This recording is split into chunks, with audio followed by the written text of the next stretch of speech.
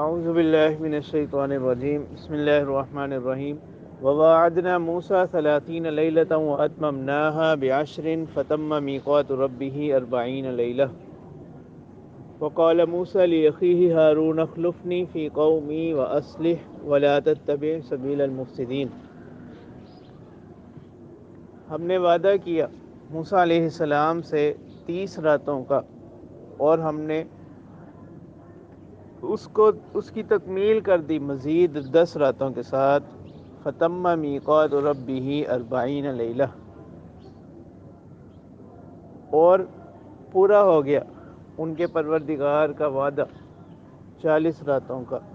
اور موسیٰ علیہ السلام نے کہا اپنے بھائی ہارون سے، اخلفنی فی قومی، کہ آپ میرے نائب بن جائیں میری قوم میں، واصلح، اور ان کے معاملات کی نگرانی کریں، یعنی ان کی اصلاح کریں، ولا تتبع سبیل المفسدین، اور فساد مچانے والوں کے راستے کی پیروی نہ کریں۔ ولما جاء موسیٰ لمیقاتنا وکلمہ ربہ، تو جب پہنچے موسیٰ علیہ السلام لمیقاتنا، ہمارے مقرر کی جگہ، وعدے کی جگہ، وکلمہ ربہ، اور ان سے کلام کیا ان کے پروردگار نے، قال ربی ارنی انظر الیک، یعنی یہ کلام تو ان سے بلا واسطہ ہوا۔ تو اب موسیٰ علیہ السلام نے اللہ تعالیٰ سے عرض کی، ربی ارنی انظر الیک، کہ مجھے دکھلائیے، انظر الیک، یعنی تاکہ میں آپ کو دیکھ سکوں۔ قال لن ترانی، تو اللہ تعالیٰ نے فرمایا کہ تم ہرگز مجھے نہیں دیکھ سکتے، یعنی اس دنیا کے اندر رہتے ہوئے، اس جہان میں، ولیکن انظر، لیکن انظر الی الجبل، پہاڑ کی طرف دیکھو، فإن استقر مکانہ فسوف ترانی، یعنی پہاڑ پر میں اپنی تجلی کا کچھ عکس جو ہے نا وہ اس پر ڈالوں گا، اگر وہ باقی رہا، فإن استقر مکانہ، اگر وہ اپنی جگہ قائم رہا، فسوف ترانی، تو تم بھی عنقریب مجھے دیکھ سکو گے۔ فلما تجلی ربہ للجبل، تو جب اللہ تعالیٰ نے اپنی تجلی ڈالی پہاڑ پر، جعلہ دکن، تو اس تجلی نے اس پہاڑ کو کیا کر دیا، ریزہ ریزہ، ٹکڑے ٹکڑے کر دیا۔ وخر موسیٰ صعیقا، اور دوسری طرف موسیٰ علیہ السلام یہ چیز دیکھ کر وہ گر پڑے بے ہوش ہو کر۔ فلما افاق، جب وہ تندرست ہوئے، یعنی اس کیفیت سے نکلے، قال سبحانک، تو انہوں نے فرمایا کہ اے اللہ آپ کی ذات پاک ہے، تبت الیک، یعنی یہ جو میں نے درخواست کی تھی اس دیکھنے کی، تو میں اس پر آپ سے کیا کرتا، آپ کی طرف رجوع کرتا ہوں، یعنی گو کہ وہ ظاہر میں تو کوئی معصیت یا گناہ نہیں تھا، لیکن چونکہ اس جہان کے اندر یہ رؤیت ممکن نہیں، اس بنا پر انہوں نے اس کو اپنی اس درخواست کو تعظیماً کیا شمار کیا، گناہ شمار کر۔ وَأَنَا أَوَّلُ الْمُؤْمِنِينَ، اور میں اس بات پر پہلا ایمان لانے والا کہ رؤیت کیا نہیں ہے، ممکن نہیں۔ لن ترانی جو پیچھے کہا گیا تھا نا، وَأَنَا أَوَّلُ الْمُؤْمِنِينَ، تو میں اس پر پہلے ایمان لانے والوں میں سے ہوتا ہوں۔ قَالَ يَا مُوسَىٰ إِنِّي اصْطَفَيْتُكَ عَلَى النَّاسِ بِرِسَالَاتِي وَبِكَلَامِي، تو اللہ تعالیٰ نے فرمایا کہ اے موسیٰ علیہ السلام، انی اصطفیتک علی الناس برسالاتی وبکلامی، کہ میں نے آپ کو منتخب کیا لوگوں پر اپنی رسالت کے ساتھ اور اپنے کلام کے ساتھ۔ فخذ ما آتیتک وکن من الشاکرین، تو جو کچھ میں آپ کو عطا کروں اس کو کیا کریں، لے لیں، وکن من الشاکرین، اور شکر کرنے والوں میں سے ہو جائیں۔ وَكَتَبْنَا لَهُ فِي الْأَلْوَاحِ مِنْ كُلِّ شَيْءٍ مَوْعِظَةً وَتَفْصِيلًا لِكُلِّ شَيْءٍ، اور ہم نے لکھ دی ان کے لیے فی الالواح، تختیوں میں، من کل شیء، ہر چیز کے بارے میں ان کو لکھ کر دے دیا، موعظۃً، نصیحت کی، وتفصیلا لکل شیء، اور ہر چیز کی تفصیل، اس کی وضاحت ہم نے ان تختیوں میں لکھ دی۔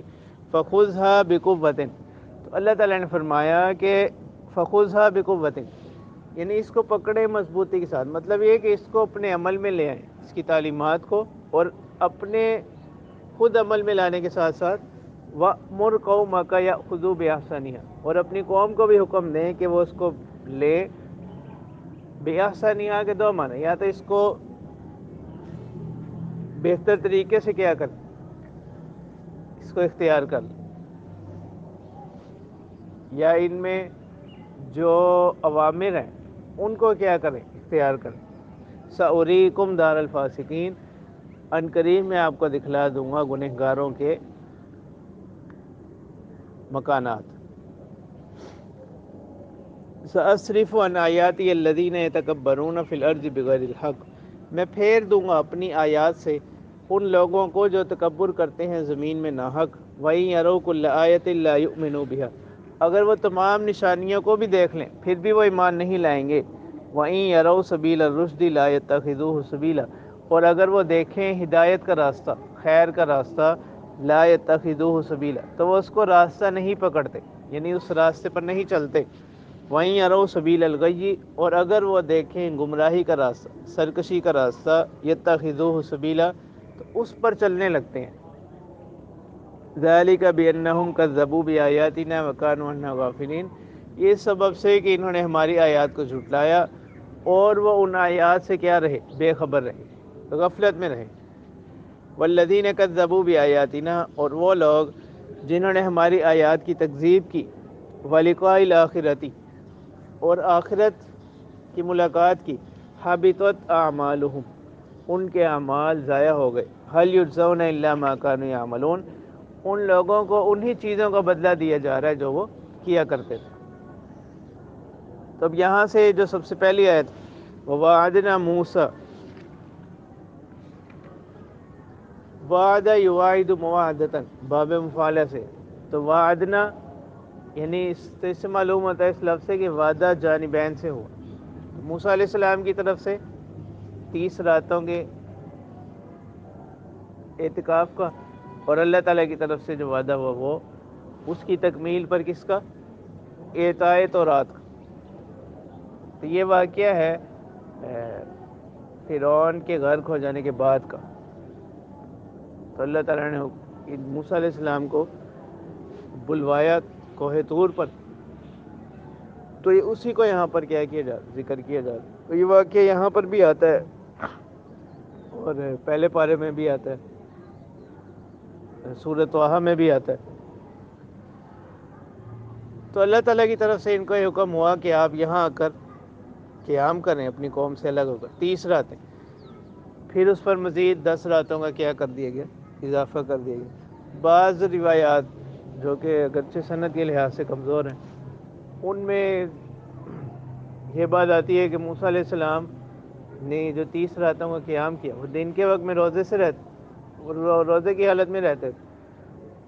تو ایک دن انہوں نے مسواک کر لی، تو پھر اللہ تعالیٰ فرشتوں نے ان سے عرض کیا کہ آپ روزوں کی وجہ سے آپ کے منہ سے خاص قسم کی جو بو آتی تھی اور جو بڑی پسندیدہ تھی، تو اس مسواک کے اثر سے وہ کیا ہوگی، زائل ہوگی۔ اس پر پھر مزید 10 راتوں میں کیا کر دیا، اضافہ کر دیا۔ تو 40 دن انہوں نے اس طرح گزارے، تو اس کے بعد پھر ان کو تو رات عطا کی۔ باقی جو ہماری شریعت میں وہ روزے دار کے لیے مسواک کرنا ہے، کوئی ایسا مکروہ نہیں، مسنون عمل ہے روزے کی حالت میں مسواک کا۔ تو اب یہاں پر اس چیز کو بیان کیا جا رہا ہے۔ اور پھر جو دوسری بات یہاں پر آئی،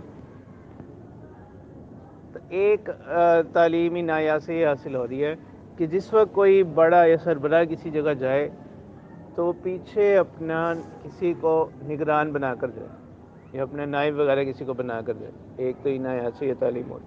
وَأَصْلِحْ، اور اس لفظ میں وَأَصْلِحْ وَلَا تَتَّبِعْ سَبِيلَ الْمُفْسِدِينَ، اس جملے سے یہ تعلیم حاصل ہوتی ہے کہ اس کو پھر ان چیزوں کے مناسب ہدایات بھی دے کر جائے۔ تو یہ کیا ہے، مستحب۔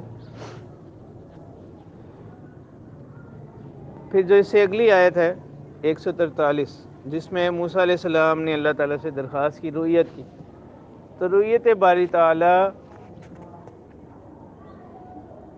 اس جہان کے اندر، رؤیت باری تعالیٰ وہ ممکن نہیں، لیکن اس سے رویت کی نفی لازم نہیں آتی. اسی طرح جیسے لا تدرکہ الابصار، اس میں بھی رویت کی نفی لازم نہیں آتی.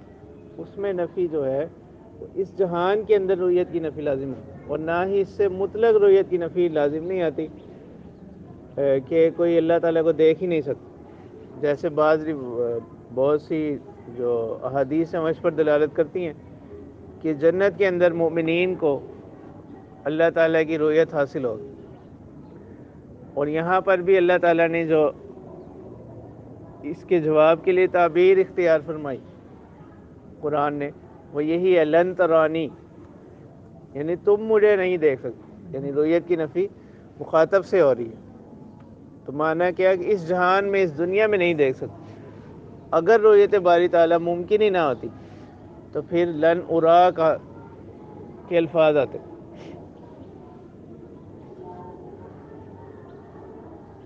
تو اللہ تعالیٰ نے صرف اپنی تجلی فرمائی. پھر آگے ذکر ہے اعطائے تورات کا، تو وہ تختیوں کی صورت میں عطا کی گئی، اور ان تختیوں پر تورات کے احکام وغیرہ لکھے ہوئے تھے، تو وہی تورات کے حالات. اور پھر یہ جو آخری 2 آیات ہیں، ان میں مذمت کی گئی ان لوگوں کی جو اللہ تعالیٰ کی آیات سے کیا کرنے والے، اعراض کرنے والے، منہ موڑنے والے. اور اس کا ایک بڑا سبب یہاں پر کس چیز کو بتلایا گیا؟ تکبر کو. تکبر کے معنی یہ کہ اپنے آپ کو بڑا سمجھنا. تو اس چیز کی مذمت. اصل جو ان لوگوں ہدایت سے جو چیز رکاوٹ بنی ان لوگوں کے لیے، وہ تکبر. تو یہاں پر تکبر کی مذمت بیان کی جا رہی ہے. تو اللہ تعالیٰ اس بعض حدیث قدسی میں بات آتی ہے کہ اللہ تعالیٰ کی ذات کے مناسب ہے. صرف تکبر کی بریائی بڑائی جو ہے وہ اللہ تعالیٰ کی ذات کے مناسب ہے، اور بندوں میں، مخلوق میں سے کسی کو ایک حق حاصل نہیں ہے. اور پھر آخری آیت میں یہ بتایا گیا کہ یہ جو ان لوگوں کی بدعمالیوں کے سبب ان کو سزا دی جائے گی. یعنی ان پر سزا، یہ کوئی ہماری طرف سے ظلم نہیں ہوگا، انہی لوگوں کے کاموں کی ان کو کیا دی جائے گی؟ سزا دی جائے گی جو یہ کیا کرتے. چلو بس اس کے